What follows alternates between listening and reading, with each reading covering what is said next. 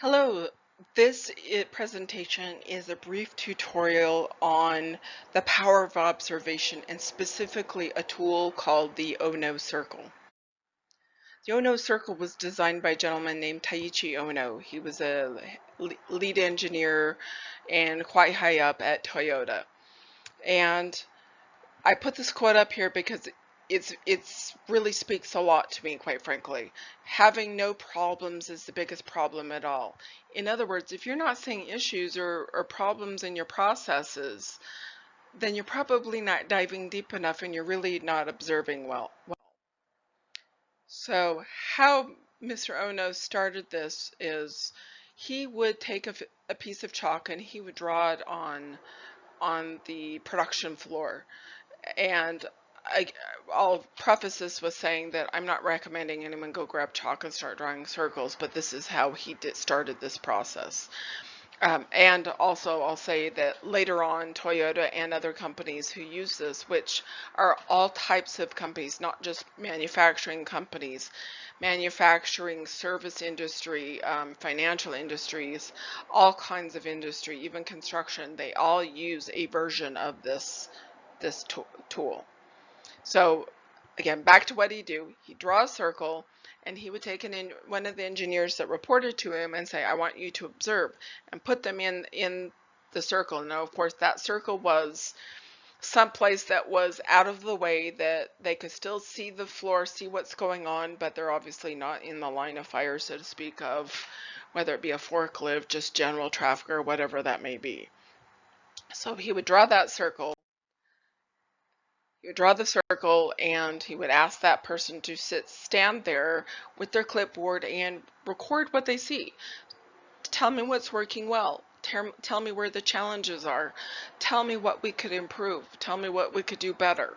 And ask them to stay there minimum 20-30 minutes, but quite frankly, sometimes several hours. There are stories that he would come back after a couple hours and ask someone, well, what did you see? Did you see anything that could be improved? And if that person said no, he said, well, then you weren't there long enough, and asked them to stay longer. I don't know if that actually truly happened or that's just sort of become a legend around this gentleman, but by standing somewhere and observing, that gives you an opportunity to really see what's going on. So by doing that, again, it gives you an opportunity to watch the people and the processes and understand the difference, right? The processes, how is something moving along the lines? What are people being asked to do? And then of course the people, watching the people, how are they actually working those processes? Are they safe? Are they moving at a safe speed? Are they does the flow of the work and how their movement that they need to do that work, does it make sense? Is it efficient? And by efficient, are they not wasting energy, wasting time, wasting extra steps? Are all the tools and equipment they may be used for that process, are they being used effectively? And is that could be something like a power tool or something as simple as a box cutter, right? So are they moving at a safe speed? And again, are the tools being used correctly? That also, is the PPE that being used, is it adequate? Are they using PPE at all? Should they be using PPE? One thing I ask a lot is, if you had a friend or a family member performing that job, would you be comfortable with them doing that job how it's currently designed, or would you like to see certain changes, and what changes would you like to see happen? Again, with observation, is there something we can improve? Again, very rare is it that we come across a process that can't be improved somehow, even if it's just small tweaks. So you're looking again at wasted time, wasted energy, or people taking extra steps, extra movements. Is there adequate supervision for what they're doing? Is there adequate communication for what they're doing? Whether someone's in a very open space and there's a lot of room, or it's tight quarters, communication is really important so that we don't have folks bumping into each other, so they understand where where things are in the flow. So again, so it could be someone pushing something to someone else, it could be just maneuvering around each other, right?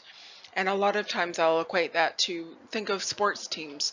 Sports players talk to each other constantly to let each other know where they're located. Hey, I'm here, I'm here, I'm here, I'm open, I'm this.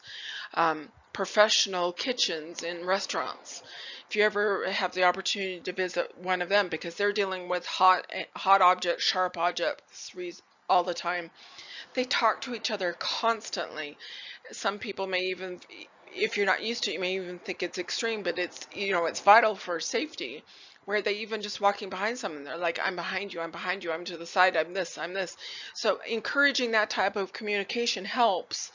And people do feel a little self-conscious initially, but then they get used to it. And it helps. It really does help. It helps people understand their situational awareness, where other people are in relation to them, how the Ono Circle really is the difference between a video and a picture. Ono Circle, standing there and observing long-term 20-30 minutes plus, versus doing a site review and you're just doing a walkthrough and you're walking the whole time. Walking the whole time is like a series of snapshots, right? Because you're moving, you're not sitting observing long-term. Whereas the Ono Circle, you're spending more time and it's really more like a video. So you get to see more of what's going on. Certainly people may be a bit self-conscious around you initially. Let them know, I'm just observing.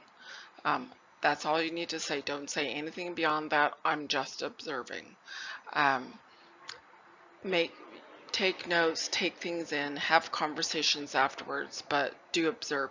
People do tend to get a little self-conscious. That's okay. They'll sit up a little straighter, maybe be a little more cautious about what they're doing because they know they're being observed. And certainly in the first few minutes, people definitely tend to do that. As time goes on, they tend to relax, sometimes even forget a bit that you're there. If you do the observation, the Ono Circle, more than once, quite frankly, it becomes a habit. They know, oh, that's just their thing. They're doing that observation thing. And they don't think about it as much. I do encourage y'all to do that. Try the Ono Circle. Again, I'm not suggesting that you draw a chalk circle anywhere, but find a spot where you can stand. You're really not moving within that small space, and you're sitting and standing and observing everything around you, as well as seeing what's going on, people, processes. Take notes as needed. And again, watch for all the things that we just talked about, whether it be, and again, it's both people and processes. Does the process make sense? Does the flow of the process make sense? Is it safe? Is it built for their safety? Is it built for efficiency? Are people functioning efficiently? Are they functioning safely? Think of all those different things. I also encourage you to try this multiple times. Try, doing the Ono Circle, that observation in the beginning of a shift versus the end of a shift. You may have different results. First shift versus second shift, and so forth. So try things at different times. Don't observe the exact same time every day or every shift. Change things around so you see things in different light. Again, it gives a more complete and accurate view of what's going on. Thanks for your time. Thanks for listening to this. Please do give the